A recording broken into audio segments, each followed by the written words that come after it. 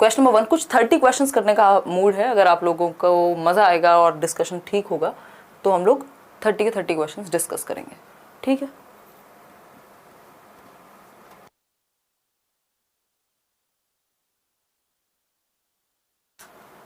First question है आपके सामने, इज सच एज अटेंशन यानी मेमोरी, अटेंशन अवधान, memory, problem solving, imagination and creativity. लग नहीं रहा जैसे दिमाग से संबंधित बातें हो रही हो। अटेंशन कहाँ से देते हैं? दिमाग से ही अटेंशन पे कर पा रहे हैं आप। अगर ध्यान लगा पा रहे हैं, कहाँ से लगा पा रहे हैं? दिमाग से लगा पा रहे हैं हम, कॉग्निशन से लगा पा रहे हैं, अपने संज्ञान से लगा पा रहे हैं। मेमोरी की अगर हम बात कर रहे हैं तो मेमोरी भी हमारे दिमाग में ही है, ठीक। प्रॉब्लम सॉल्विंग की अगर हम बात करें तो वो भी एक कॉग्निटिव स्किल है, मेंटल स्किल है अगर हम बात करते हैं। इमेजिनेशन अगेन हम दिमाग से करेंगे। क्रिएटिविटी, रचनात्मकता, कुछ नया हम कहाँ से करेंगे? दिमाग से करेंगे, ठीक। तो हम कह सकते हैं कि ये कॉग्निटिव डोमेन से सिंपली संबंधित है, संज्ञानात्मक पक्ष से संबंधित है, जो मैंने पता नहीं कितनी बार हर एक मैराथन में आपको मिल जाएगा। जो बैचेस में लोग हैं, जिन्होंने फ्री कोर्सेज भी यूट्यूब पे प्लेलिस्ट में देखे हैं, सबको ये बात पता है कि कॉग्निटिव डेवलपमेंट मतलब मेंटल स्किल्स का डेवलपमेंट, मानसिक क्षमताओं का विकास। अब मानसिक क्षमताओं में आपका थिंकिंग यानी सोचना, समझना, तर्क करना यानी thinking, problem solving, understanding, reasoning, imagination, memory, ये सारी चीजें आ जाती हैं, अटेंशन, है ना। तो मेंटल स्किल्स। अगर बात करते हैं सोशल डोमेन की, तो यहाँ समाज की बात नहीं हो रही। समाज से नहीं सोच रहे हैं आप, दिमाग से सोच रहे हैं। समाज दिमाग में ही है आपके, मतलब बाहर भी है, बट जो सोचने वाला एस्पेक्ट है वो दिमाग के अंदर है, ठीक। डेवलपमेंट के 4 प्रकार हैं, हमें पता है ये चीज। PCSE यानी फिजिकल, कॉग्निटिव, सोशल और इमोशनल डेवलपमेंट, राइट। आगे बढ़ेंगे नेक्स्ट क्वेश्चन की तरफ, ठीक है। सीटेट का नोटिफिकेशन कब आएगा? देखो कब आता है, जल्दी ही आना चाहिए, क्योंकि जुलाई में मोस्ट प्रोबेबली एग्जाम आपका बनता है। क्वेश्चन नंबर 2 देखिए, Sana learn to hold a glass and a bottle before she could hold a pen और button her shirt. This example indicates that. यानी सना एक बच्ची है जिसने अपनी कमीज का बटन बंद करने से पहले या कलम पकड़ना सीखने से पहले क्या सीखा? ग्लास को पकड़ना और बॉटल को पकड़ना। यानी वो पेन पकड़ना सीखने से पहले बॉटल पकड़ना सीख गई। दैट मीन्स ग्रॉस और फाइन का हमें कॉन्सेप्ट याद आ रहा होगा। जो भी आपका कोई भी टेट एग्जाम है, कोई भी टीचिंग एग्जाम है, ये सेशन ऐसा बिल्कुल नहीं सोचना कि हर एक एग्जाम के लिए आप पूछें कि उसके लिए है कि नहीं है। ये वो टॉपिक्स हैं जो हर एग्जाम में आते ही हैं। किसी एग्जाम में कम मार्क्स में, किसी में ज्यादा में आते हैं, ठीक है बात।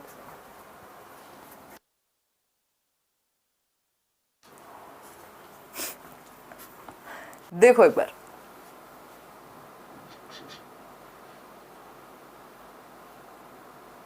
रोज क्लास होगी अब 9:30 से। क्लासेस कम ही ले रही थी मैं, ऐप पे भी कम ही चल रही थी। इवन सीटेट के बैच में कल से होगी क्लास शुरू आपकी, जो नए बैचेस हैं सीटेट के। देखो एक बार क्वेश्चन नंबर 2 देखिए, करियर विल ऐप पे देखिए। Sana learn to hold a glass. जो सना एक बच्ची है, उसने ग्लास को पकड़ना सीखा पहले, बॉटल को पकड़ना सीखा। किस चीज से पहले? इससे पहले कि वो अपनी शर्ट के बटन लगाना सीख पाती या फिर पेन पकड़ना सीख पाती। अब ग्रॉस और फाइन का तो यहाँ ऑप्शन है नहीं, है ना। यूनिडायमेंशनल होता है। यूनिडायमेंशन का मतलब हो गया एक आयामी। अगर एक ही आयाम है तो फिर इनकी तो बात ही नहीं होगी। डायरेक्शन ऑफ डेवलपमेंट इज सेफेलोकॉर्डल, यानी सर से पैर तक जाएगी। जो डायमेंशन है हमारी वो सर से पैर तक जाएगी। इसमें 40% आंसर ही सिर्फ सही आ रहे हैं। सर से पैर तक जाने में तो बच्चा पहले अपना सर संभालना सीखेगा, फिर गर्दन, फिर जो आपका टॉर्सो और बाकी बॉडी पार्ट, ठीक। तो इसमें ये बात तो चलेगी नहीं, ठीक। Direction of development of proximo distal, ये क्या है? अधोगामी है विकास, ये बात सही है। प्रॉक्सिमो डिस्टल कैसे है समझते हैं इसको। प्रॉक्सिमो डिस्टल क्या कहता है? Centre to periphery. सेफेलोकॉर्डल कहेगा सर से पैर और प्रॉक्सिमो डिस्टल कहेगा सेंटर टू पेरिफेरी, यानी केंद्र से बाहर की ओर। तो केंद्र से बाहर की ओर कब होगा भाई? अगर हम ग्लास पकड़ना सीख रहे हैं, यानी केंद्र से धीरे धीरे बाहर की ओर के बच्चे का पूरा पहले अपनी आर्म्स पे कंट्रोल आएगा, फिर हाथों पे, फिर उंगलियों पे। तो हाथों पे कंट्रोल, दैट मीन्स बॉटल पकड़ ली, है ना। फिर फाइन पे यानी पेरिफेरी की तरफ, सीमाओं की तरफ, एक्सट्रीमिटीज की तरफ कंट्रोल आएगा, दैट मीन्स वो अब पेन पकड़ पाएगा। तो पेन मतलब सेंटर से बाहर की ओर, जितना बिल्कुल बाहर क्या हो सकता है? उंगलियां, एक्सट्रीमिटीज यही है, ठीक। इसको आप ग्रॉस टू फाइन की तरह देखने की बजाय यहाँ पे प्रॉक्सिमो डिस्टल की तरह देख सकते हैं। हम ऑप्शंस के अकॉर्डिंग जाते हैं कई बार, और चीजें आपस में जुड़ी हुई हैं, ठीक। रैंडम नहीं होता कभी भी। जो डेवलपमेंट है वो एक सीक्वेंशियल पैटर्न में होता है, ऑर्डरली पैटर्न में होता है। तो डी ऑप्शन इसलिए नहीं होगा। क्वेश्चन नंबर 3 देखिए, development of children is a result of. जिन लोगों को अब से तैयारी शुरू करनी है वो अपनी तैयारी शुरू कर सकते हैं। इवन सीटेट की भी आप ये मान के चलिए नई तैयारी शुरू हो रही है आपकी, अभी कुछ देर में आपके सामने पोल होगा और आंसर करना पोल में। Development of children is a result of, यानी विकास किसका परिणाम है, विकास किसका परिणाम है, सिर्फ हेरिडिटी का, सिर्फ एनवायरमेंट का, स्कूल जाने का, या फिर interaction between heredity and environment. तो हम सब जानते हैं, बच्चा बच्चा आपके घर में ये बात जानता होगा अगर आपने कभी क्लासेस ली हैं पेडागोजी की, कि डेवलपमेंट बराबर हेरिडिटी इनटू एनवायरमेंट, यानी आनुवांशिकता और वातावरण का परिणाम है, गुणनफल है क्या, विकास। ठीक, अब बाकी चीजें सब इसी में आ जाएंगी। स्कूलिंग किसका, किसके अंदर आ जाएगा, स्कूलिंग आ जाएगा। स्कूलिंग एंड एजुकेशन किसका हिस्सा है, एनवायरमेंट का, है ना। अगर हम बात कर रहे हैं ओनली एनवायरमेंट, तो एनवायरमेंट तो हो ही गया। ओनली हेरिडिटी ऐसा नहीं हो सकता ना, या तो सिर्फ आनुवांशिकता या तो सिर्फ एनवायरमेंट, एनवायरमेंट और हेरिडिटी दोनों। तो interaction between heredity and environment results into development. आसान है क्वेश्चन, कितने परसेंट ने सही दिया था आंसर देखेंगे अभी। Question number 4, which of these is not a primary agent of socialisation, यानी कौन सा एक प्राइमरी एजेंट नहीं है सामाजिकरण का, सोशलाइजेशन का प्राइमरी एजेंट। अब इस तरह के क्वेश्चंस लोगों को कंफ्यूज करते हैं, है ना, और ये कंफ्यूज करने के लिए दिए भी जाते हैं। फैमिली नहीं है प्राइमरी का एजेंट, ऐसा तो कभी नहीं हुआ ना कि फैमिली प्राइमरी में नहीं आएगी तो कहाँ आएगी। ठीक, तो फैमिली तो हमेशा होगा, इसलिए तो हट गया। नेबरहुड नहीं है, हो भी सकता है नहीं भी। पीयर्स नहीं है, हो भी सकते हैं नहीं भी। लेकिन गवर्नमेंट तो निश्चित रूप से नहीं है। गवर्नमेंट कभी भी प्राइमरी का पार्ट हो ही नहीं सकती। गवर्नमेंट किसका पार्ट है, सेकेंडरी का पार्ट है। ठीक है, गवर्नमेंट किसका पार्ट है, सेकेंडरी का पार्ट है। ठीक है, क्लियर है इतनी बात। प्राइमरी नहीं हो सकती गवर्नमेंट। घर में जब आप पहली बार अपना सेल्फ क्रिएट करना सीख रहे हैं, सोशलाइजेशन सीख रहे हैं, तो गवर्नमेंट से थोड़ी ना डायरेक्ट इंटरेक्ट कर रहे हैं। ठीक, फैमिली, नेबरहुड, पीयर्स, ये आपके आसपास के दायरे में हैं फिर भी, तो बाकी ऑप्शंस को देखते हुए हमेशा आंसर लगाना होता है। कई बार ऐसे भी ऑप्शन आते हैं जहां पे नेबरहुड भी इंक्लूड नहीं होता प्राइमरी में, लेकिन हमें पता है कि बेहतर ऑप्शन क्या हो सकता है, गवर्नमेंट तो बिल्कुल भी प्राइमरी में नहीं होगी। और ये मैं हमेशा तरीका यही डिस्कस किया है डे 1 से कि प्राइमरी और सेकेंडरी का सीधा सीधा संबंध इस बात से है कि ऑप्शंस किस तरह के हैं, है ना। तो D option is the right answer. आगे बढ़ेंगे, 87% लोग सही दे रहे हैं उत्तर। क्वेश्चन नंबर 5 देखिएगा एक बार। क्वेश्चन नंबर 5 देखिए, on the basis of children's responses to Heinz dilemma, Heinz dilemma के प्रति जो प्रति उत्तर दिए या रिस्पॉन्स दिए बच्चों ने, Lawrence Kohlberg has proposed specific developmental stages. Lawrence Kohlberg ने किस तरह के विकासात्मक सिद्धांत का प्रतिपादन किया हाइंस डिलेमा के बेसिस पे। हाइंस डिलेमा क्या है, एक स्टोरी है ना। हाइंस एक व्यक्ति था जिसकी जो वाइफ थी वो बहुत ही डेडली डिजीज से गुजर रही थी और सफर कर रही थी और वो बच सकती थी। फिर इससे निकाल करके उन्होंने क्या दिया, 79% आंसर सही है, यानी मॉरल डेवलपमेंट, यानी नैतिक विकास की बात की। और इस नैतिक विकास में भी 3 लेवल्स थे और 6 स्टेजेस थी। हर एक लेवल पे 2-2 स्टेजेस थी। ये थियरी अगर आप ना पढ़ी हो, यही लेट्स लर्न पे आप सर्च करके बिल्कुल पढ़ सकते हैं। ठीक है बात, कोई दिक्कत नहीं इस बात को समझने में। हो रही है तो बताओ, नहीं है ना कोई भी दिक्कत। चलिए आगे बढ़ते हैं। अगर हम बात करते हैं सोशल डेवलपमेंट पे, बात नहीं की कोहलबर्ग ने, ना साइकोलॉजिकल ना पर्सनल, सिंपल बात है, कोहलबर्ग मतलब मॉरल डेवलपमेंट। आगे बढ़ेंगे क्वेश्चन नंबर 6 पे, पढ़िएगा एक बार। क्वेश्चन नंबर 6, इस सीरीज में आपके हर तरह के क्वेश्चंस कवर हो जाएंगे, तो इसको प्रॉपर फॉलो करना है सीरीज को। ठीक है, अगर आप इस सीरीज को, ये पेडागोजी अभ्यास को फॉलो कर पा रहे हैं तो बहुत हद तक और नए ढंग के क्वेश्चंस जो आजकल पूछे जा रहे हैं। क्वेश्चन नंबर 6 देखिएगा, 9-year-old Leela classifies a collection of buttons according to their size. Button होते हैं ना, मान लीजिए शर्ट में बटन लगे हुए हैं और भी आप बटन यूज कर रहे हैं घर में, कहीं अलग अलग जगह पे, कोट में लगा रहे हैं, कहीं और लगा रहे हैं। ठीक, तो 9-year-old लीला, पहली बात तो एज पे फोकस करना है। कितने, 9 साल की बच्ची है लीला, जो क्या करती है, क्लासिफाई करती है, वर्गीकृत करती है कलेक्शन ऑफ बटन्स को। घर में जो मान लीजिए बॉक्सेस होते हैं ना, जो मम्मियों के या जो लोग भी यूज करते हैं, जिनको भी क्या कहते हैं हम, सिलाई बुनाई कढ़ाई आती है, तो वो बॉक्स में देख रही हैं, वो बटन है अलग अलग कलर के, मान लीजिए अलग अलग साइज के। तो साइज के अनुसार लीला ने बटन्स को क्या किया, क्लासिफाई किया, वर्गीकृत किया। इतनी जल्दी मत एंड करो, वर्गीकृत किया। और she then combines all groups of buttons and redistributes them on the basis of holes on them। किस बेसिस पे, देखो क्लासिफाई करने का कई तरीके हो सकते हैं। क्लासिफाई करने के कलर के बेसिस पे हो सकता है, साइज के बेसिस पे हो सकता है। यहाँ उन्होंने होल्स के बेसिस पे, किसी में 3 होल हैं, किसी में 2 होल हैं, तो 3 होल वालों को एक साथ रखा, 2 होल वालों को एक साथ रखा, 4 होल वालों को एक साथ रखा। ठीक है, according to Jean Piaget's theory of cognitive development, Leela is in dash stage. क्योंकि अभी हम डिस्कशन कर रहे हैं, नहीं तो आपको बहुत देर लगती ही नहीं। जैसे ही आप 9 साल देखते आप समझ जाते कॉन्क्रीट ऑपरेशनल की बात हो रही है। 7 से 11 वर्ष का बच्चा कॉन्क्रीट ऑपरेशनल में ही आएगा। तो 1 सेकंड का भी क्वेश्चन नहीं था, बट हमें पढ़ के समझना भी तो है ना, रटना थोड़ी है। ठीक, तो 9 वर्ष देखते हैं आपको समझ में आ जाता है। 7 से 11 तो कॉन्क्रीट ऑपरेशनल में आता है, मूर्त संक्रियात्मक में आता है। और मैंने आपको ये भी डिस्कस किया हुआ है कि कॉन्क्रीट ऑपरेशनल में CCS है ना, हमें पता है कॉन्क्रीट ऑपरेशनल में 3 क्वालिटीज आती हैं। कॉन्क्रीट ऑपरेशनल पियाजे की 4 स्टेजेस में से तीसरी स्टेज कॉन्क्रीट ऑपरेशनल स्टेज, मूर्त संक्रियात्मक, मूर्त चीजों के प्रति लॉजिक सबसे पहले आता है। 3 चीजें हमने डिस्कस की हुई हैं। CCS मैंने आपको एग्जांपल भी दिया था कि चौधरी चरण सिंह यूनिवर्सिटी नहीं है ये क्या है, कंजर्वेशन। संरक्षण का गुण आएगा बच्चे में, वो ये समझ जाएगा शेप और साइज के बदलने से क्वांटिटी सेम रहती है। संरक्षण का गुण। क्लासिफिकेशन यानी वर्गीकरण के या तो रंग या फिर साइज के आधार पे अलग अलग भागों में या अलग अलग कैटेगरी में विभाजित कर पाए। क्लासिफिकेशन का मतलब क्या होता है, कैटेगरी में विभाजित करना। फिर आएगा सीरिएशन कि असेंडिंग डिसेंडिंग ऑर्डर में लगा पाए प्रॉपर। तो ये 3 गुण आते हैं कॉन्क्रीट ऑपरेशनल में, जो कि 7 से 11 वर्ष की आयु है। राइट, कोई दिक्कत परेशानी नहीं है। चलें आगे नेक्स्ट क्वेश्चन की तरफ देखें एक बार, क्या कहता है नेक्स्ट क्वेश्चन। देखिएगा एक बार 7th क्वेश्चन देखिएगा। 7th क्वेश्चन आपके सामने है और एक बार आंसर कीजिएगा। बहुत बढ़िया, आप लोगों के कमेंट पढ़ लेती हूँ मैं 1-2। Hello ma'am, good evening ma'am, पहली बार क्लास ले रही हूँ, आपसे कुछ पूछना चाहता हूँ। पूछ लो सुमन। रेगुलर चलाएंगे क्लास, अब 9:30 डेली मिलेंगे, डोंट वरी, है ना। कम क्वेश्चन करें ज़्यादा करें, बट मिलेंगे डेली। और तो बहुत सारे गुण हैं अगर हम बात करें कॉन्क्रीट ऑपरेशनल के, है ना। अगर हम बात कर रहे हैं लॉजिक पहली बार आएगा, या फिर हम बात कर रहे हैं और भी बहुत सारी चीज़ें हैं, जैसे रिवर्सिबिलिटी आ जाएगी बच्चे में, ईगो सेंट्रिज्म चला जाएगा, ये सारी चीज़ें हैं। चलिए फटाफट से देखते हैं। Dash occurs when children transform their experiences to fit into their existing schemes, यानी जब बच्चे अपने अनुभवों को अपने वर्तमान स्कीमा में समाहित करते हैं तो डैश, इसको डैश कहते हैं। तो 53% आंसर्स हमारे ए हैं, और बाकी के जो है आंसर्स हम अगर बात कर रहे हैं तो डिफरेंट होंगे। मैं देख लेती हूँ बी कितने लोग दे रहे हैं। बी कुछ 37%, मतलब इसमें आपको कंफ्यूजन है ए और बी को लेकर के। देखिए अगर हम समझते हैं इसको, dash occurs when children transform their experiences to fit into their existing schemas, यानी वो अपने अनुभव जब ट्रांसफॉर्म करते हैं अपने स्कीमा में फिट करने के लिए।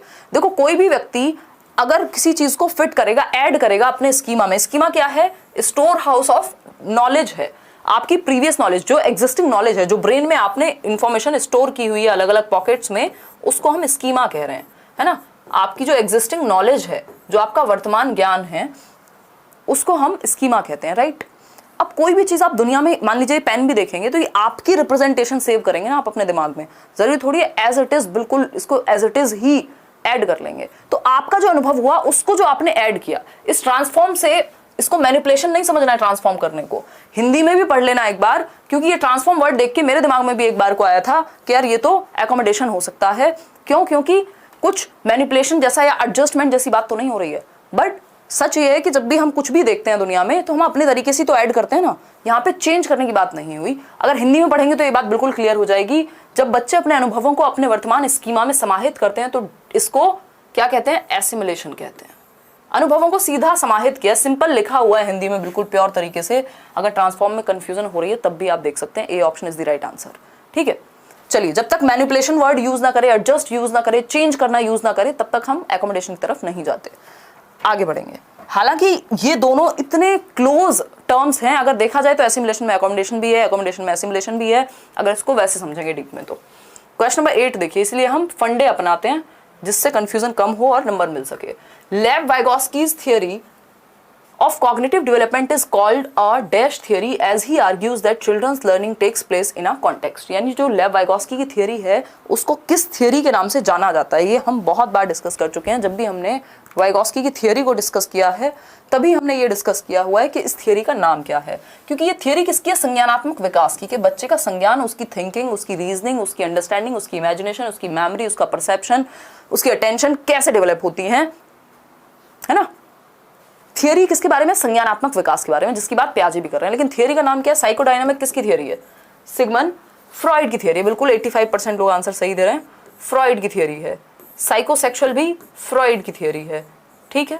बिहेवियरिस्टिक पॉइंट ऑफ व्यू में तो बहुत सारे लोग हैं, व्यवहारवादी, स्किनर, बेंड्यूरा तो बाद में कॉग्निटिविस्ट बन गए, तो स्किनर हुए, आपके पैवलव हैं। इसके अलावा अगर हम बात कर रहे हैं, हल हैं, थॉर्नडाइक हैं, और भी 1700 लोग हैं, मतलब 1700 से ज़्यादा ही होंगे आज की डेट में, तो जो behaviouristic point of view Watson है को फॉलो करते हैं या मानते हैं, ठीक। इनकी थियरी का नाम सोशियो कल्चरल अप्रोच है, सामाजिक सांस्कृतिक विकास का सिद्धांत है। मैंने आपको बताया है कि 3 चीजें महत्वपूर्ण मानते हैं वाइगॉस्की, SCL, सोसाइटी, कल्चर और लैंग्वेज। यानी बच्चा संस्कृति से, समाज से इंटरेक्ट करके भाषा के माध्यम से, क्योंकि लैंग्वेज क्या है, एक टूल है, एक यंत्र है जिसके माध्यम से हम अपनी समझ का विकास करते हैं, ऐसा वाइगॉस्की कह रहे हैं, राइट। आगे बढ़े नेक्स्ट क्वेश्चन की तरफ। लाइक शेयर करते रहना है, खुशी खुशी डेली एनर्जी बना के रखेंगे अब से। क्वेश्चन नंबर 9 देखिए एक बार। क्वेश्चन नंबर 9 है, when a teacher adjust the support offered to a child to fit the child's current level.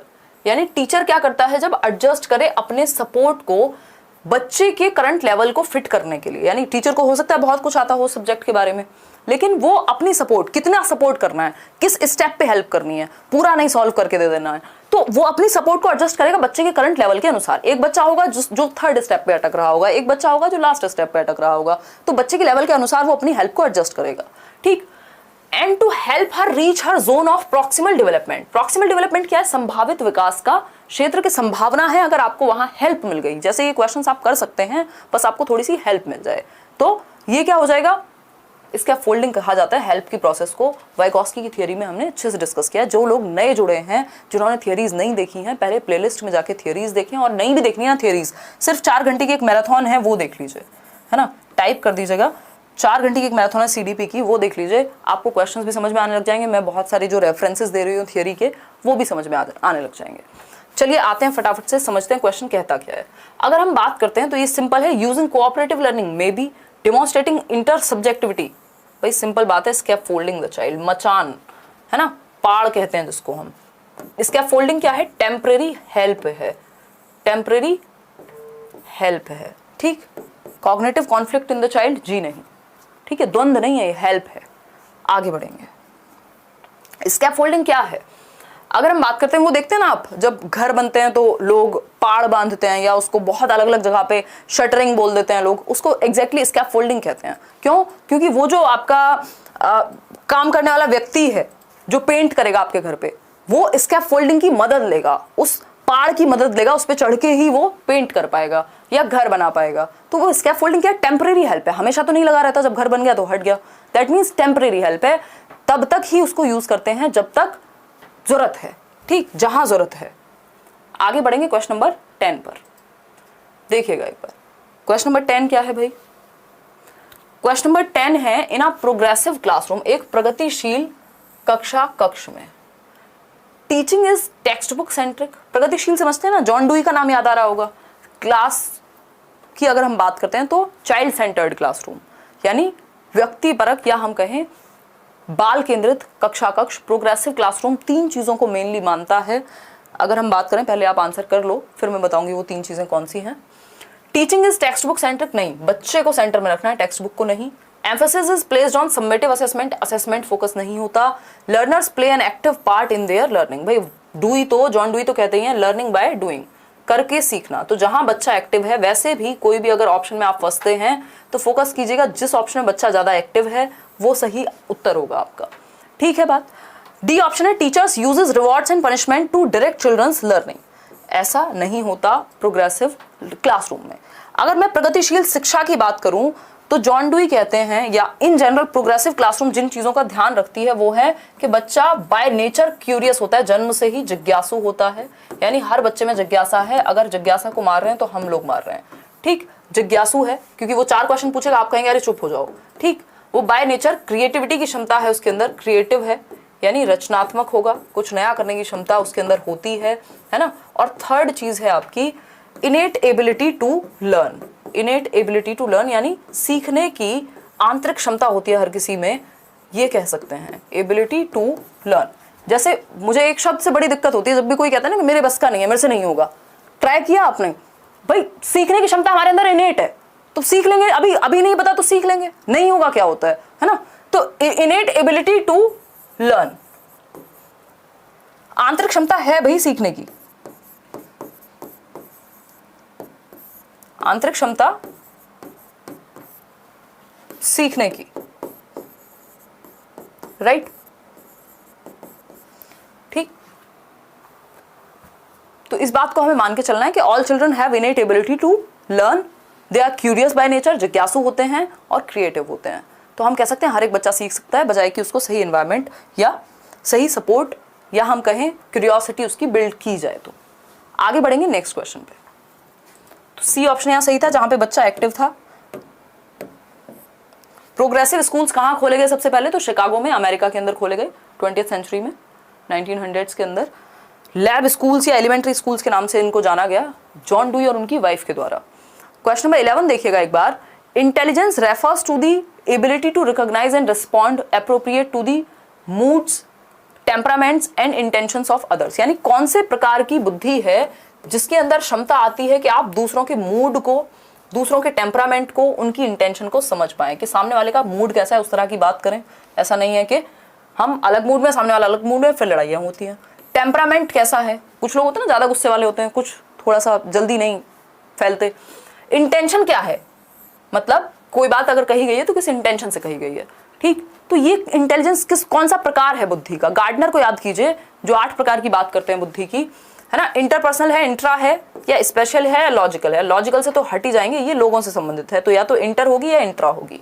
Intra मतलब होता है स्वयं, सेल्फ, जो खुद के मूड, खुद की इंटेंशन, खुद के टेम्परामेंट को समझे, वो इंट्रा पर्सनल इंटेलिजेंस रखेगा। लेकिन 2 या 2 से अधिक लोगों की जब बात आती है तो इंटर की बात आती है, जैसे इंटर स्टेट की बात करते हैं ना हम, या इंटरनेशनल की बात करते हैं, यानी 2 या 2 से अधिक देशों के बीच। तो मतलब दूसरों की, अदर्स को समझने की जो इंटेलिजेंस है उसको इंट्रा पर्सनल, अंतर व्यक्तिक कहते हैं, जो आपके काउंसलर में हो सकती है ना।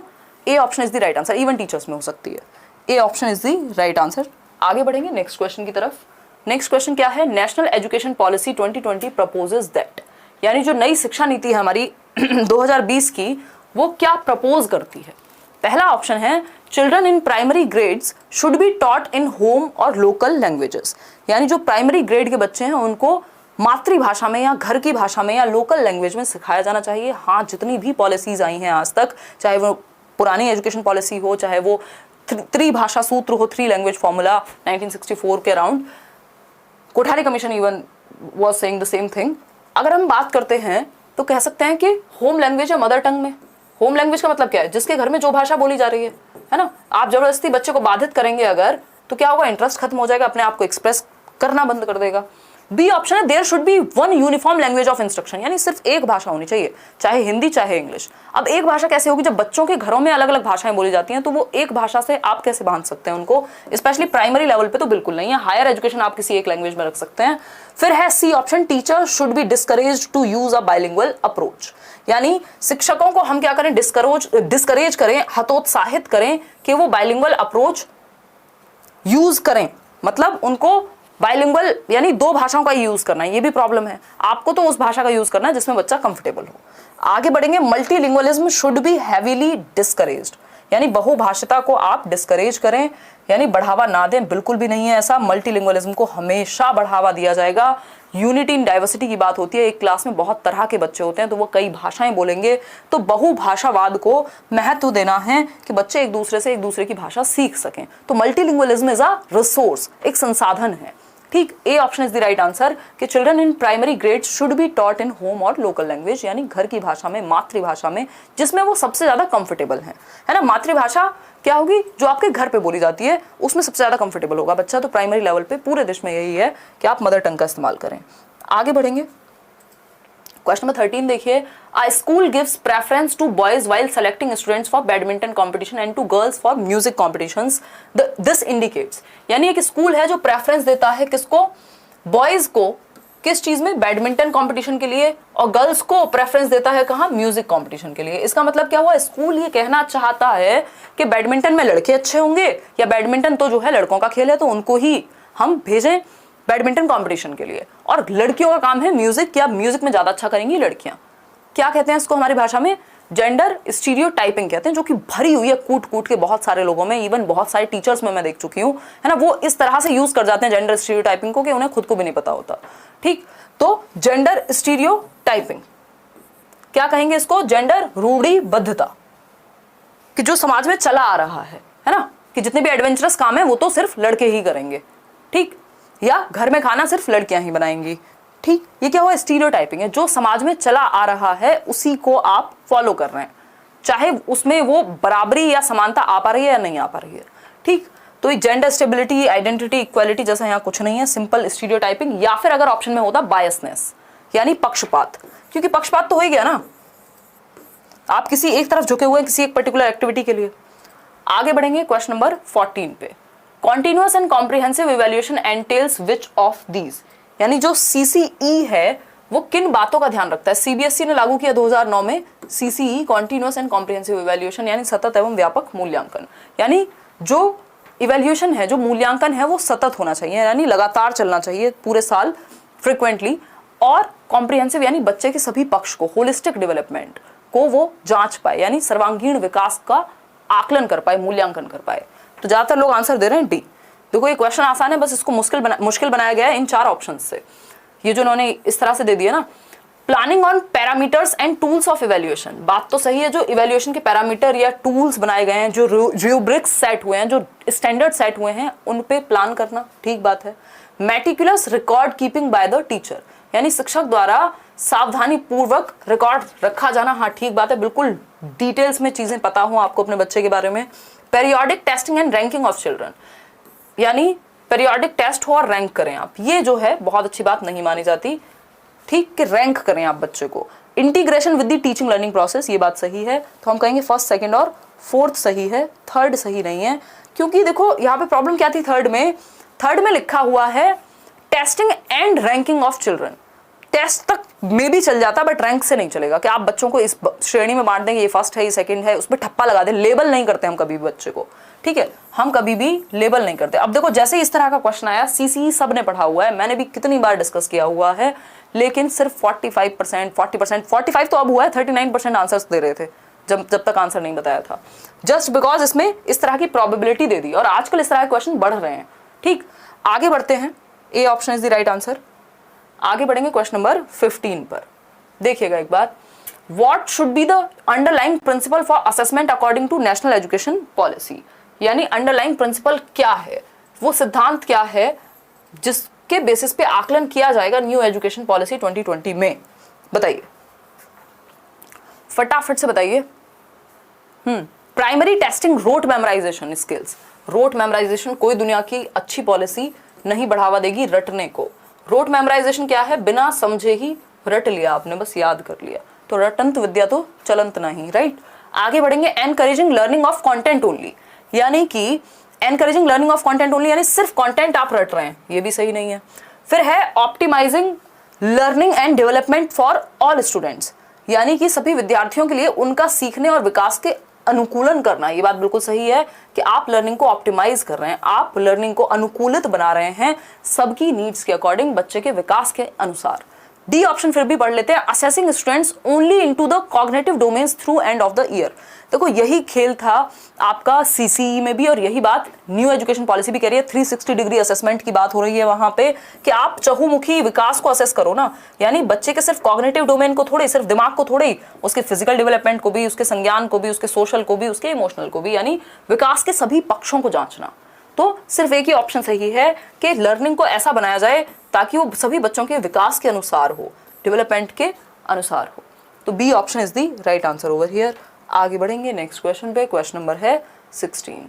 Which of the following is the latest legislation passed by the Indian Parliament for people with disability, यानी कौन सा एक कानून है जो दिव्यांग व्यक्तियों के लिए भारत में पास किया गया है, फटाफट से बताइए। नेशनल एजुकेशन पॉलिसी है, persons with disabilities equal opportunities protection of rights and full participation act है, rights of persons with disabilities, या फिर हम बात करें राइट टू एजुकेशन एक्ट, बताइए फटाफट से।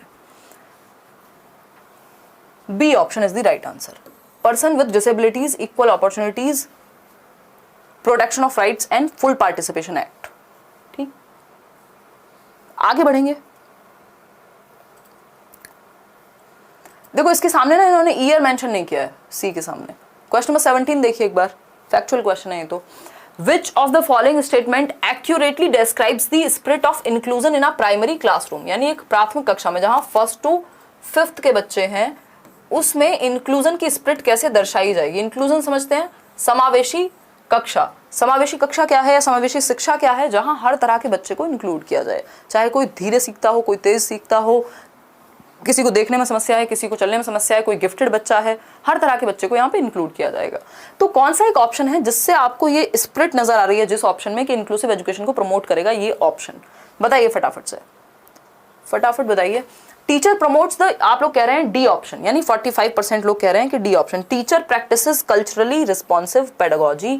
बात सही है कि शिक्षक सांस्कृतिक रूप से उत्तरदायी शिक्षा शास्त्र का प्रयोग करता है या करती है। दैट मीन्स वो सेंसिटिव है बच्चे के कल्चरल बैकग्राउंड को लेकर के या जहां से भी वो आता है। दैट मीन्स वो डाइवर्सिटी को लेकर सेंसिटिव है, वो विभिन्नता में एकता की बात को लेकर के संवेदनशील है। बाकी ऑप्शंस देख लेते हैं क्यों नहीं होंगे। पहला ऑप्शन है teacher promotes the use of a standard and uniform language only. देखो स्टैंडर्ड एंड यूनिफॉर्म सुन के ना हमें बड़ा अच्छा सा महसूस होता है कि बहुत अच्छी बात हो रही होगी, है ना, बड़ी पढ़ी लिखी सी बात हो रही है, जबकि ये ठीक नहीं है। स्टैंडर्ड और यूनिफॉर्म का मतलब क्या होगा? एक ही तरीका, सबको एक डंडे से हाँक रहे हैं हम, है ना। यूनिफॉर्म का मतलब क्या है? यूनिफॉर्म जो आप स्कूल में पहन के आ रहे हैं किस लिए होती है? कि सब एक जैसे दिखें, अमीर गरीब या किसी भी तरह का अंतर ना दिखे। लेकिन यहाँ पे जब बात हो रही है यूनिफॉर्म लैंग्वेज की, कि सभी एक भाषा यूज करें, तो ये कैसे पॉसिबल है? फिर तो आप किसी बच्चे का कंफर्ट जोन कोई और होगा तो आप छीन लेंगे। और प्राइमरी स्कूल की बात हो रही है, बड़े लेवल पे होती तो समझ भी लेते, तो ये तो होगा नहीं। Teacher holds prejudice towards children from certain caste groups. अब इससे ज्यादा खराब या दुखदाई और क्या हो सकता है कि टीचर के दिमाग में कुछ एक पर्टिकुलर कास्ट या किसी एक धर्म को लेकर के प्रेजुडिस हो, यानी कि पूर्वाग्रह रखता हो कि इस तरह के लोग अच्छे नहीं होते, ये नहीं होता, तो फिर तो बच्चे के साथ वो गड़बड़ कर देगा। फिर है teacher does not have any expectation from children with special educational needs. ऐसा नहीं, अगर टीचर की एक्सपेक्टेशन का असर बच्चे की लर्निंग पे पड़ता है, इस लाइन को याद रखिएगा, एज इट इज क्वेश्चन पूछे जाते हैं कि क्या टीचर की एक्सपेक्टेशन बच्चे से उसको प्रभावित करेगी उसकी लर्निंग को या नहीं? बिल्कुल प्रभावित करेगी। तो आप पॉजिटिव एक्सपेक्टेशन रखिए, तो उससे लर्निंग बेहतर होगी। तो सिर्फ एक ही ऑप्शन यहाँ सही है कि टीचर का कल्चरली रिस्पॉन्सिबल होना, कि वो अलग अलग कल्चर से आए हुए बच्चों के प्रति संवेदनशील हो, उनके प्रति एक्सेप्टेंस रखता हो। अब देखिए 18 क्वेश्चन नंबर 18 क्या कहता है, देखिए एक बार फटाफट से देखिए। क्वेश्चन नंबर 18 कहता है the set of characteristics that defines a gifted students. Gifted समझते हैं आप, प्रतिभाशाली बच्चा, जिसकी जो मानसिक क्षमता है वो बाकी बच्चों से या जनरल एवरेज लोगों से ज्यादा होती है, चाहे वो सीखने की क्षमता हो, चाहे वो मेंटल एबिलिटी, आपकी अलग अलग रीजनिंग की क्षमता हो। बहुत सारी एबिलिटी जल्दी सीख लेते हैं क्विकली, जल्दी बोर हो जाएंगे अगर इनको मौका नहीं मिला, ठीक से ऐसा एनवायरनमेंट नहीं दिया गया, एक्टिविटीज थोड़ी चैलेंजिंग नहीं दी गई, तो ठीक। तो learners learns rapidly and retains, ये बात सही है, जल्दी सीख लेता है, मेमोरी भी बहुत शार्प होती है इनकी। Is alert, keenly observant and response quickly, यानी अलर्ट होता है, मतलब ऑब्जर्वेंट होते हैं कि आप अपने आसपास जो हो रहा है ऐसा नहीं बस सोए पड़े हैं, हर चीज पे ध्यान है, ऑब्जर्व करते हैं चीजों को। फिर है performs better with acceleration. Acceleration होता है कि आपने 6th क्लास में था बच्चा और आपने 8th में भेज दिया, या एक साल में 2 क्लासेस करा दी, ये आपने सुना होगा, है ना। तो ये गिफ्टेड बच्चों के साथ काम कर जाता है। वैसे ये कई बार हानिकारक भी होता है कि आप स्किप करा दे रहे हैं अगर क्लास, तो हो सकता है कि उसको कोप करने में दिक्कत हो। बट अगर मैं बात करूं किस चीज की, एक्सेलरेशन की, गिफ्टेड बच्चे के कॉन्टेक्स्ट में, तो हाँ हो सकता है कि अगर उसका मेंटल लेवल इस लेवल पे है कि वो नेक्स्ट क्लास स्किप करा दी जाए तो किया जा सकता है, बेटर परफॉर्म कर सकते हैं, एक्सेलरेशन इनके लिए काम कर सकता है। तो हम कहेंगे फर्स्ट, सेकंड और third, C option is the right answer. आगे बढ़ेंगे नेक्स्ट क्वेश्चन पे, पूरे 30 क्वेश्चंस कर लें आप कहें तो, आप लोगों का रिस्पॉन्स अच्छा लग रहा है, कर लेते हैं। क्वेश्चन नंबर 19 देखिए एक बार, which of the following is not an effective pedagogical strategy for inclusion of students with severe visual impairment. यानी वो बच्चे जिनको गंभीर रूप से देखने में समस्या है ना, दृष्टि बाधित बच्चे हैं, तो उनको इंक्लूड करने का या उनके साथ डील करने का कौन सा तरीका इफेक्टिव नहीं होगा, प्रभावशाली नहीं होगा। नॉट लिखा हुआ है, जिन क्वेश्चंस में नॉट लिखा हुआ होता है उनको हम 2 बार और ध्यान से पढ़ते हैं, राइट। देखिए एक बार, मेरे भैया का 69,000 वाली भर्ती में हो गया है, अब मैं लगा हूँ। बहुत बढ़िया, स्मार्ट म्यूजिक, बहुत बढ़िया, लगे रहिए, अच्छा होगा। वैकेंसी आएंगी यूपीटेट का, आप देख ही रहे हैं, आंसर की मैं शेयर कर चुकी हूँ टेलीग्राम पे। सी ऑप्शन आप लोग कह रहे हैं 33% लोग। Felt books and felt boards, ये तो सही है ना, ये इसमें क्या दिक्कत है? फेल्ट का मतलब समझ रहे हो ना, जो हम टैक्टाइल बोलते हैं, जिसको टच और फील किया जा सके, तो वो तो सही है ऐसे बच्चे के लिए। 3 डायमेंशनल मैप्स एंड चार्ट्स, हाँ इनको भी टच फील किया जा सकता है। स्पीकिंग क्लियरली एंड एक्सप्लिसिटली, बिल्कुल आप स्पष्ट बोलेंगे तो बच्चा सुन ध्यान से पाएगा। डी ऑप्शन इसका सही उत्तर है। Use of computers to give visual representation, इस पे हमारा ध्यान ही नहीं गया। एक बात बताओ, पीपीटी चला दोगे अगर ऐसे बच्चे के लिए जिसको देखने में समस्या है, उसके क्या कुछ पल्ले नहीं पड़ने का, है ना, घंटा नहीं बल्ले पड़ने का अगर मैं कहूं तो, क्यों, कहां से समझ में आएगा भाई? अगर ये पीपीटी है तो बच्चे को थोड़ी दिख रहा है जिसको देखने में दिक्कत है। एक बार को जो फेल्ट बुक्स और फेल्ट बोर्ड्स हैं, यानी टैक्टाइल मटेरियल है जिसको टच और फील किया जा सकता है, उसको समझ जाएगा। जो 3D मॉडल्स हैं उनको भी समझ जाएगा, उनमें भी 3 एस्पेक्ट हैं। ठीक, अगर हम बात कर रहे हैं, अगर आप क्लियरली बोल रहे हैं तो सुन लेगा, लेकिन कितनी सुंदर पीपीटी बना लो, जिसे दिखता नहीं है, देखने में बहुत समस्या है, उसको थोड़ी दिखेगी वो, तो उसके काम की नहीं है वो। तो D option is the right answer, क्योंकि यही गलत है, बाकी सारे सही हैं। आप लोग फंस गए इस क्वेश्चन में जरा सी लैंग्वेज चेंज होते ही। ठीक है, क्वेश्चन नंबर 20 देखिएगा एक बार। असर्शन, एक ये असर्शन और रीजनिंग वाले क्वेश्चन आजकल आने लग गए हैं। एक असर्शन दिया है और एक दिया है रीजन, यानी अभिकथन और तर्क की बात हुई है। फटाफट से देखिएगा फिर आगे बढ़ेंगे। देखिएगा फटाफट।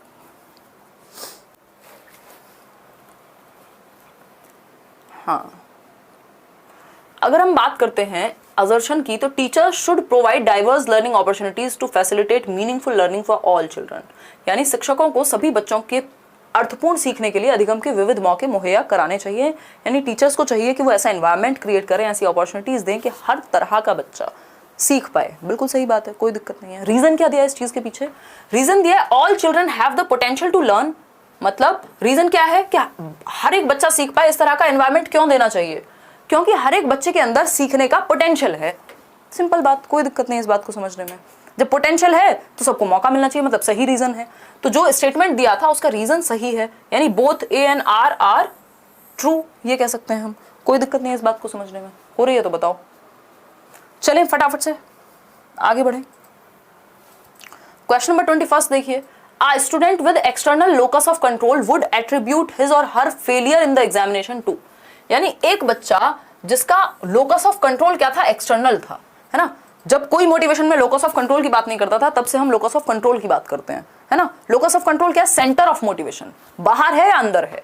अगर मेरी मोटिवेशन का सोर्स बाहर है तो फिर जिस दिन मुझे अच्छा नहीं लग रहा, जिस दिन मेरी तबीयत भी खराब है और मेरे को सिर्फ किस लिए काम करना है कि पैसे के लिए काम करना है, या मान लीजिए कोई और चीज है, तो भी आया जाएगा, डेली लाइफ होगा, चाहे कुछ हो जाए, है ना। अगर इंटरनल है तो एग्जाम को समझते हुए, सिचुएशन को समझते हुए काम किया जा सकता है। तो एक्सटर्नल लोकस कहाँ होगा कि नंबर के लिए पढ़ रहे हैं आप सिर्फ, या कोई एक्सटर्नल फैक्टर है उसके लिए कर रहे हैं। तो जिसका फोकस बाहरी कारकों पे है ना, बाहरी कारकों पे है, दैट मीन्स दुनिया में क्या चल रहा है। अगर ऐसा इंसान फेल होता है तो वो किसको दोषी ठहराएगा? खुद को थोड़ी ठहराएगा, क्योंकि उसका तो बाहर ही था पूरा जो फोकस था।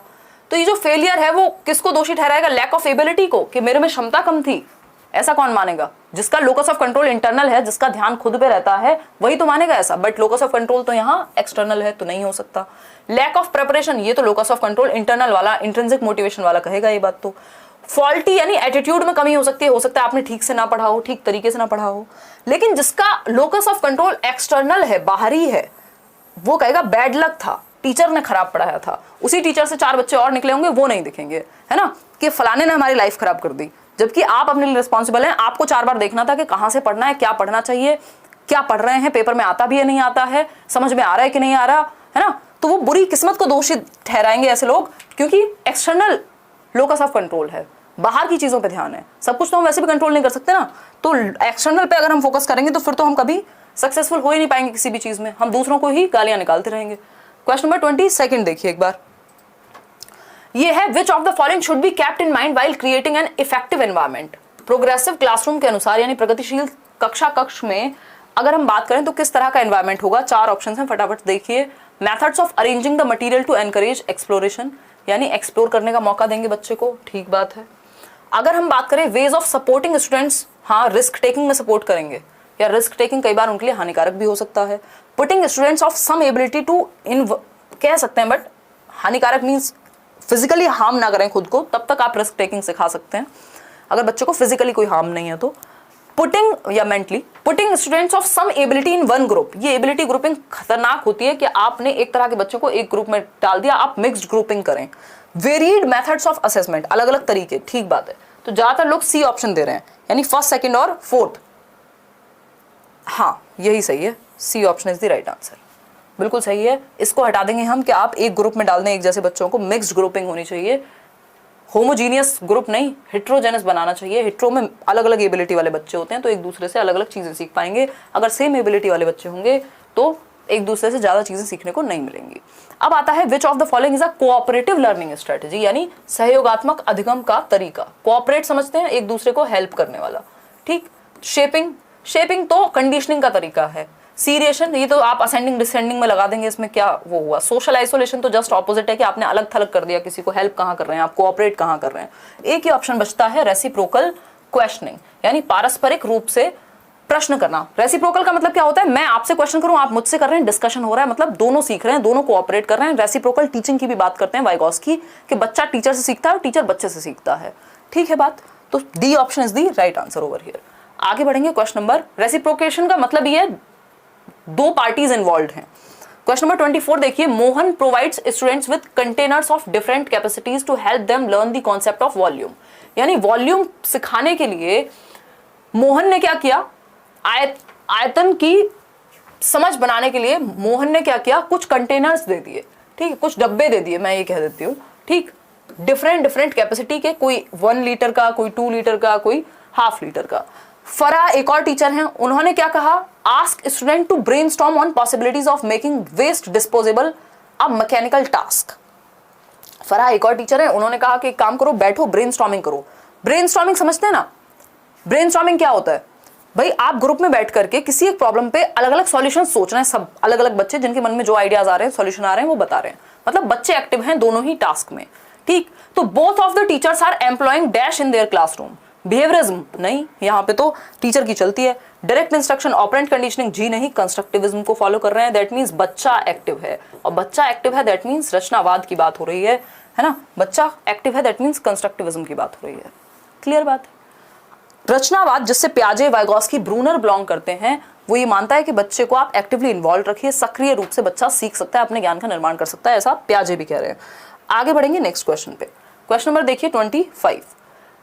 असर्शन है, यानी एक कथन है और एक कारण है। अब आपको देखना है जो स्टेटमेंट है, जो कथन है वो सही है, उसका कारण सही है कि नहीं सही है, ठीक। ए है, apart from academic learning it is important to focus on the socio emotional needs of the students in an educational setup. यानी सिर्फ लर्निंग पे ही नहीं, हमारा फोकस एजुकेशन देते समय इस बात पे भी हो कि बच्चे का सामाजिक और सामवेगिक विकास, यानी सोशियो इमोशनल नीड्स क्या है, वो फील कैसा कर रहा है, वो अपने अराउंड लोगों में बात करते हुए कितना कंफर्टेबल होता है, उसको ठीक महसूस हो रहा है कि नहीं हो रहा, इन सब बातों पे भी हमें ध्यान देना चाहिए, सिर्फ पढ़ाई पे ही नहीं। इसलिए आजकल हम मेंटल हेल्थ की बात करने लगे हैं। फिर आता है इसका रीजन क्या है। Emotions play a significant role in the cognition, यानी आपका जो संज्ञान है, आपका जो दिमाग है, आपकी जो पढ़ाई है, उसमें क्या इमोशंस भी बहुत बड़ा रोल प्ले करते हैं, ठीक। तो इसलिए सोशियो इमोशनल डेवलपमेंट का हमें ध्यान रखना चाहिए या फोकस होना चाहिए सोशियो इमोशनल नीड पे बच्चे की। दोनों बातें सही हैं, क्या दिक्कत है। तो both A and R are true, right. R नहीं, ठीक, ए एंड आर ट्रू। पीछे मारती हूँ मैं, आप लोग हंस भी गए होंगे अब तक। चलो आगे बढ़ते हैं क्वेश्चन नंबर 26 पे। Understanding errors made by children in academic work, यानी जो शैक्षणिक कार्य हैं, जो एकेडमिक वर्क है, जो वो पढ़ाई लिखाई कर रहे हैं, उसमें अगर गलतियां हो रही हैं बच्चों से, तो इससे अगर आप समझते हैं इसको एज अ टीचर, अंडरस्टैंड करते हैं, है ना, शैक्षिक कार्यों में गलतियों को या त्रुटियों को अगर आप समझते हैं, तो इससे क्या फायदा होगा या नुकसान होगा, फटाफट से बताइए। Question number 26, is relevant merely in assessing, मतलब थोड़े बहुत ही कभी रेलेवेंट हो सकते हैं। ये बात हमें बिल्कुल क्या कहते हैं, बिल्कुल दिमाग में बिठा लेनी चाहिए कि बच्चे की गलतियां विंडो के जैसी हैं, हमें एक खिड़की देती हैं उसकी सोच में, उसकी समझ में, कि वो सीखता कैसे है, वो सोचता कैसे है, उसको अगर आपने कोई बात समझाई है तो समझ कैसे आई होगी, ये आपको उसकी गलती से पता लगेगा। जो गलतियां हैं वो हमें हेल्प करती हैं बच्चे की लर्निंग को जानने में या उसको और बेहतर बनाने में, तो हम कहेंगे रेलिवेंट होती हैं, है ना, to understand teaching as well as learning process, कि आपको पढ़ाना कैसे है ये भी आपको बच्चे की गलतियों से समझ में आ जाएगा, और पढ़ना कैसे है वो भी उसको समझ में आएगा जब गलतियां उसके सामने आएंगी। तो रेलिवेंट होती हैं बच्चे की गलतियां, इसका मतलब ये नहीं आप फटकार लगाएंगे, गलतियों को आप आने देंगे। तो C option is the right answer. Question number 27 देखिए, क्रिटिकल थिंकिंग इन्वॉल्व्स, यानी आलोचनात्मक चिंतन क्या इंक्लूड करता है। मेटाकॉग्निशन, परासंज्ञान, एनालिसिस, रिफ्लेक्शन। मेटाकॉग्निशन होता है अवेयरनेस या thinking about thinking, awareness of awareness. ठीक है बात। रिफ्लेक्शन होता है किसी चीज पर प्रकाश डालना। एनालिसिस है हमारा विश्लेषण, किसी एक बारे में आप उसके सारे तथ्यों को तोड़ करके देख रहे हैं, समझ रहे हैं। ठीक। मेटाकॉग्निशन है कि आपकी awareness of the awareness, thinking about thinking. जब आप कुछ कर रहे हैं तो उससे 4 साल पहले आपने 4 चीजें और सोच ली होंगी, मतलब आप सोचने के बारे में भी सोच रहे हैं। कई लोग होते हैं ना ओवर थिंकर्स, कर सकते हैं ऐसा। ठीक। तो हम कहेंगे फर्स्ट, सेकंड, थर्ड, ये एक पॉजिटिव बात है, मेंटल स्किल है। ओवर थिंकिंग में इसको यूज ना करें। First, second, third. आगे बढ़ेंगे। क्वेश्चन नंबर 28 देखिएगा एक बार। Anita, a teacher of 4th grade, is facing a situation in her class where several students are reporting boredom in ongoing theme. भाई एक टीचर है अनीता, वो क्लास में पढ़ा रही हैं और उनको लग रहा है कि बहुत सारे बच्चे हैं जो बोर हो रहे हैं, है ना। क्लास चलते समय बहुत सारे बच्चे बोर हो रहे हैं, तो उनको क्या करना चाहिए? पहला है इग्नोर कर देना चाहिए। इग्नोर से सॉल्यूशन कहाँ से निकलेगा? पनिश करना चाहिए, ये तो आप कर ही नहीं सकते। Reflect on the content of lesson and method of teaching, बात तो सही है। Assume that these students are not capable of learning. देखो एक आध बच्चा होता, पहली बात तो कोई भी बच्चा ऐसा होता नहीं है जो कैपेबल ऑफ लर्निंग ही ना हो। अभी 1 मिनट में पढ़ेंगे। ठीक। तो अभी क्या है? Reflect on the content of lesson and method of teaching, यानी टीचर को क्या चाहिए कि वो जिस तरह से पढ़ा रहे हैं और जो पढ़ा रहे हैं उस पर फोकस करें कि कहीं उसमें कुछ गड़बड़ तो नहीं है, उस चीज को कुछ और इंटरेस्टिंग वे में तो नहीं पढ़ा सकते हैं। तो अपने ऊपर रिफ्लेक्ट करना होता है आपको, हमेशा अपनी टीचिंग लर्निंग पेडागोजी पे फोकस करना होता है कि कैसे आप बेहतर बना सकते हैं, क्योंकि बहुत सारे बच्चे बोर हो रहे हैं, दैट मीन्स कुछ तो आपके मेथड में प्रॉब्लम है या आपके कॉन्टेंट में प्रॉब्लम है। ठीक है बात। रवि वर्मा कह रहे हैं, hello ma'am, studied from CBSE board. Ma'am, you are great educator. I cleared my CTET with 108 and 112 in UPTET without coaching and 27 in CDP from let's learn classes only. Thank you so much. Thank you so much Ravi Verma. ये बात आप इतने पैसे खर्च करके कह रहे हैं, कम कर देते। मजाक कर रहे हो। Thank you so much Ravi, all the best. आगे के लिए आप सुपर टेट की तैयारी शुरू कर दीजिए। अच्छा लगता है इस तरह का फीडबैक देके। पता नहीं आप में से कितने लोग हैं जिनसे मैं पता नहीं कब मिल पाऊंगी, जिनको हेल्प मिली है। अच्छा लगता है, एक ये एनर्जी जब आती है। देखते हैं एक बार। क्वेश्चन नंबर 29 है, what should a teacher tell her students to encourage them to be intrinsically motivated. यानी आप चाहते हैं कि आपके बच्चे आंतरिक रूप से अभिप्रेरित हों, मतलब वो अंदर से अभिप्रेरित हों, बाहर से दिखाने के लिए मोटिवेशन नहीं है कि एक्सटर्नल रीजन से सैलरी मिलेगी इसलिए तैयारी कर रहे हैं, मजा आएगा, सीखने में अच्छा लग रहा है इसलिए। तो किस स्टेटमेंट से आप ये कहेंगे कि लोकस ऑफ कंट्रोल इंटरनल है या पॉजिटिव मोटिवेशन है या इंटरनल है? The students who finishes first will get 5 stars. अब 5 स्टार्स के लिए करेगा तो एक्सटर्नल कर दिया आपने मोटिवेशन, क्योंकि रीजन बाहर है। इंटरनल में रीजन बाहर नहीं होता। Let me see who finishes this first, अब आपने कॉम्पीट करा दिया बच्चों में, दैट मीन्स एक्सटर्नल है यहाँ पे भी रीजन।